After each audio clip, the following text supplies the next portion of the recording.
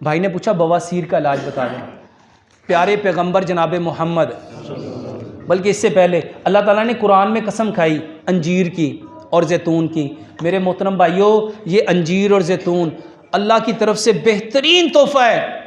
جتنے لوگوں کو بواسیر ہے، رات کو 5 انجیریں پانی میں بھگو کے رکھ دو، صبح اس کو نہار منہ گرائنڈ کر کے اسی پانی میں پیو.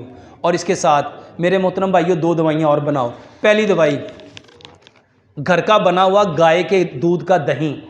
گھر کا بنا ہوا گائے کے دودھ کا دہی آدھا پاؤ، اس میں 2 چمچ اسپغول کا چھلکا ملاؤ، 2 چمچ اس میں گڑ ملاؤ اور 2 چمچ اس میں زیتون کا تیل ملاؤ. میرے محترم بھائیو، اس کو اچھی طرح شیک کر لو، مکس کر لو. صبح بھی اور دوپہر بھی 10 سے 15 دن لگاتار استعمال کرو. بواسیر کا بہترین علاج. اور اس کے ساتھ میرے محترم بھائیو، جس کو بواسیر ہے وہ کیا کرے، 1 گلاس گنے کا تازہ رس لے. تازہ رس، 6 انجیریں لو، 3 انجیریں پہلے کھا لو، پھر گنے کا رس پیو، 3 انجیریں بعد میں کھا لو.